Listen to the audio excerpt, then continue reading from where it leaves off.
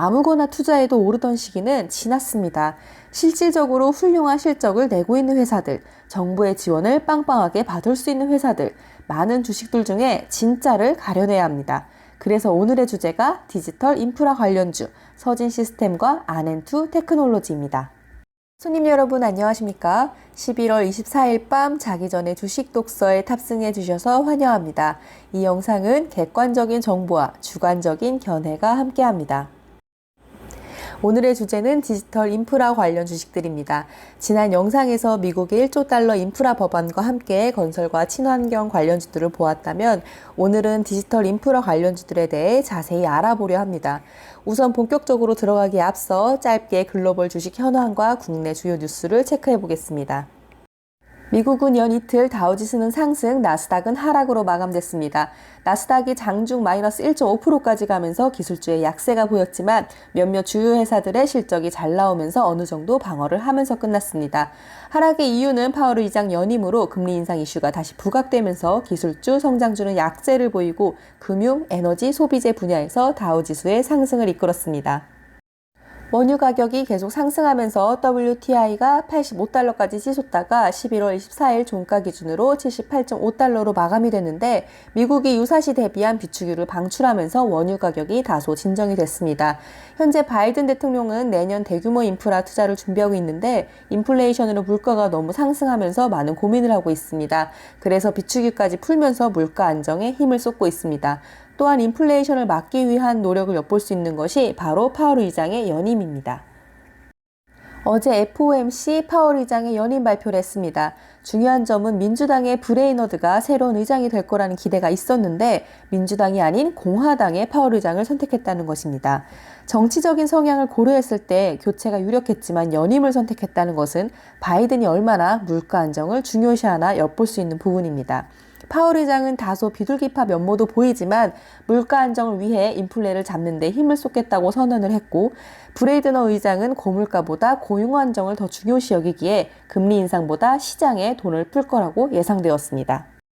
국내에서도 즉각적인 반응이 있었습니다. 11월 25일 내일 올해의 마지막 금융통화위원회가 열립니다. 물론 곧 금리 인상할 것이다 많이들 예상했지만 지금은 거의 확실시되는 분위기입니다. 미국보다 선제적인 금융정책이 필요하기에 불가피한 선택이기 때문입니다. 현재 코로나 확진자가 역대 최대인 4,000명 이상을 찍었습니다. 정부는 내수 소비를 유도하면서 시중에 풀린 돈을 조금씩 회수하려고 했을 텐데 미국발로 떠밀려서 하는 금리 인상에 최다 확진자로 내수 소비까지 얼어붙을까봐 한국 증시는 현재 약세를 면치 못하고 있습니다. 돈이 많이 풀릴 때는 주식이 기대감만으로도 오릅니다. 하지만 인플레이션이 사회 문제로 대두되고 테이퍼링과 금리 인상을 앞둔 지금은 어떨까요? 아무거나 투자해도 오르던 시기는 지났습니다. 실질적으로 훌륭한 실적을 내고 있는 회사들, 정부의 지원을 빵빵하게 받을 수 있는 회사들, 많은 주식들 중에 진짜를 가려내야 합니다. 그래서 오늘의 주제가 디지털 인프라 관련주, 서진 시스템과 아넨투 테크놀로지입니다.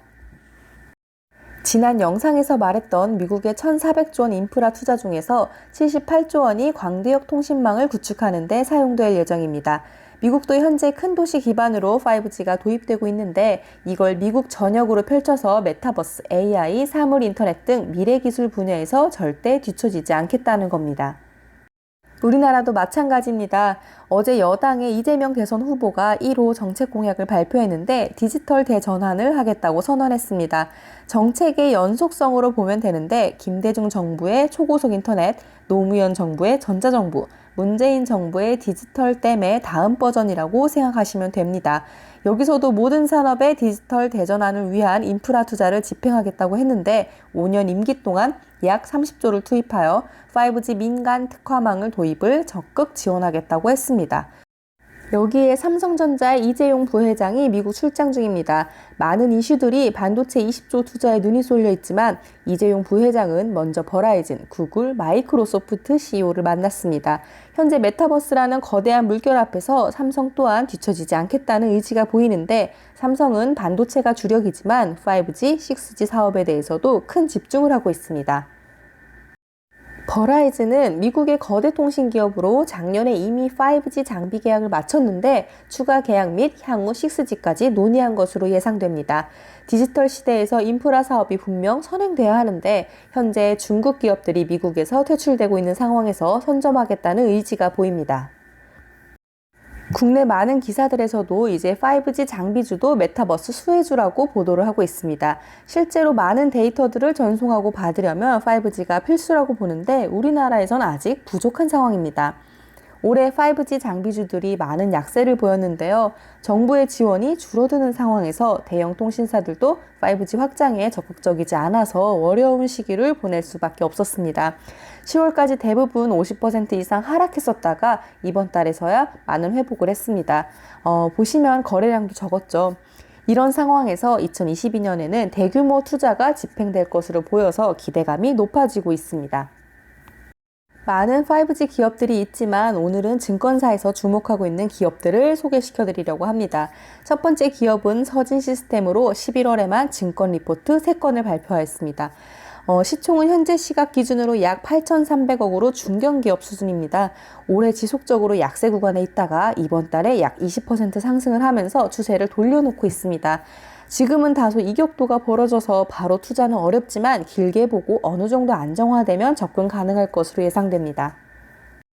서진시스템은 알루미늄을 기반으로 통신 네트워크 장비에 사용되는 각종 금속 기구물을 생산하는데 통신 장비뿐만 아니라 현재는 스마트폰, 반도체 장비, ESS 등 사업 다각화도 어느 정도 되어 있습니다. 서진시스템이 어려움을 겪었던 가장 큰 이유는 베트남 공장의 셧다운이 있었는데 현재는 진정이 된 상태입니다. 올해는 작년 대비 매출이 약 2배 정도 성장하는데 내년에는 또 2배 정도 성장할 것으로 예상하고 있습니다. 금년도 예상 영업이익은 약 600억으로 이를 퍼로 산정하면 아직 14 수준으로 성장성이 높을 것으로 예상한다고 합니다. 현재 두 리포트에서 각각 5만 1,000원, 5만 2천원 매수 의견을 냈는데 현재 종가 기준으로 약 25% 정도 갭을 보이고 있습니다. 그리고 다음 기업은 다소 시총은 작지만 매출이 꾸준히 나오고 성장 가능성이 있는 기업을 소개시켜 드리려고 합니다. RM2 테크놀로지는 시총이 약 1,300억 수준으로 소형주에 속합니다. 현재 주가는 큰 움직임 없이 박스에 갇혀 있는 것으로 보입니다. 이 기업은 시총이 낮음에도 불구하고 실적이 나오는 게 특징입니다. 이 기업은 LTCC라고 해서 저온 동실성 세라믹 소재 기술을 기반으로 통신 장비 부품과 다양한 전자기기 소재를 모두 생산하고 있는 업체입니다. 올해 매출액은 300억이 넘을 것으로 예상하는데 영업이익도 65억으로 작년 대비 50% 성장할 것으로 예상이 되고 있습니다. 주목할 만한 점은 영업이익률이 약 20%에 달하는데 내년에는 약 30%까지 올라가는데 이 기업의 기술력이 높다고 예상이 됩니다. 매년 성장하고 있는 게 특징입니다.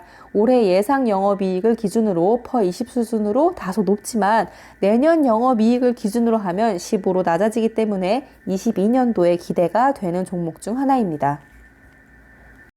오늘은 디지털 인프라에 관련해서 국내외 투자 상황을 체크해보고 기업들의 동향까지 살펴보면서 5G 장비주가 장기적으로 수혜를 받을 수도 있다는 의견들을 봤습니다.